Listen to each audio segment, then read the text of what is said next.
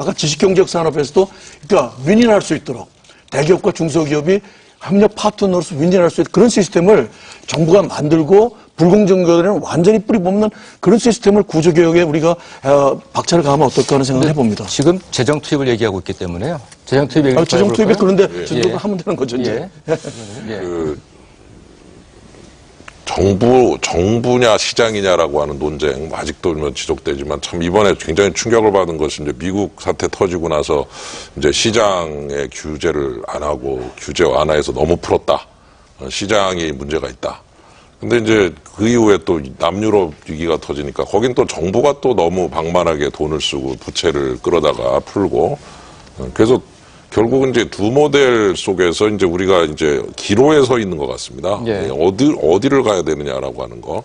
그 다음에 이제 지적해 주신 대로 재정이라고 하는 것이, 대공황 때는 그야말로 정부가 나서서 엄청난 이제 적자를 냈는데 사실, 다 지나서 얘기지만 대공황 당시에는 GDP 대비 적자 비율이 한 3, 4%. 그런데 그 2차 대전이 터졌습니다. 예. 2차 대전이 딱 터지고 나서 미국이 참전을 하더니 1년에 재정 적자가 GDP의 30%가 된 적이 있습니다. 그러니까 아주 원 없이 돈을 썼어요, 정부가. 그리고 나서 이제 나중에 호황이 돼서 이제 결국은 그걸 다 처리를 한 셈이 됐지만 그때 이제 정부 부채가 적을 때는 막 그런 엄청난 적자를 내면서 풀었더니 경제가 부양이 되는 아주 재미있는 현상이 일어났는데 지금 남유럽을 보니까 이제는 GDP 대비 그리스 같은 경우 거의 150%를 넘었단 말이죠. 예. 옆에 일본도 지금 220%로 어렵고.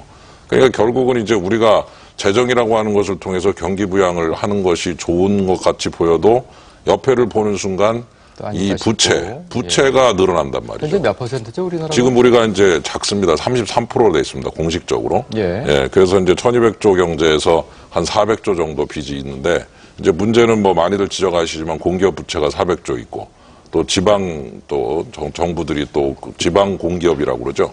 지방 정부에 속한 공기업들이 한 80조. 네. 그래서 이제 그런 것들이 이렇게 더하면 좀 많아지는데 일단 국제 기준은 지방 정부와 중앙 정부의 부채다 이렇게 돼 있어서 국제 기준에 맞춰서 33% 정도라 상당히 좋아 보이지만 이게 이제 한번 다 들여다보면 조금 문제가 있지 않느냐. 공기업 부채 네. 400조는 더 해야 되지 않느냐 이런 얘기가 있는데 그걸 만일 더하면은 금방 66%가 되는 거죠. 그래서 이제 재정을 통한 이제 그런 자유로운 정책을 하면 좋겠지만 눈치를 봐야 되는 입장이라는 거. 그러니까 누구 눈치를 보느냐. 우리 국민들 눈치도 봐야 되지만 해외의 눈치를 이제 봐야 되고 뭐 예를 들어 좀 죄송한 표현이지만 월스트리트 같은 데나 애널리스트들이 한국의 재정 건전성이 훼손되고 있다. 뭐 이런 식의 이제 그 기사들이 나오기 시작하면 이제 그다음부터 또 이상한 일이 생기는 거죠. 뭐 돈을 빼간다든가.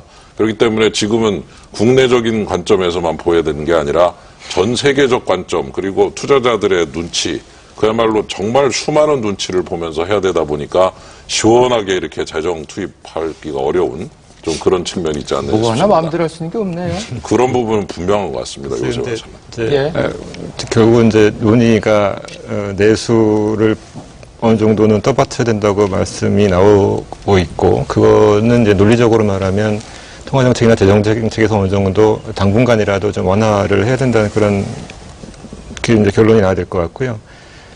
그리고 이제 이슈가 되는 건 사실 아까 말씀드린 바와 같이 올해 추경을 하냐 마냐보다는 이제 내년도에 균형 재정을 달성할 것이냐의 문제입니다. 그러니까 정부가 몇 년 전부터 계속 2013년도에 균형 재정을 달성한다고 약속을 해왔기 때문에 그 약속을 꼭 지켜야 되는 것이냐 아니면 현재 상황을 봤을 때 그걸 뭐 균형을 2013년이 아니라 2014년이나 15년 정도로 미루는 것이 좋겠냐 그 이제 판단을 결정을 정부가 내려야 되는 시점이 왔습니다. 이번 10월 달에 국회 예산을 제출하기 전에 그걸 빨리 결정을 해야 되는데요.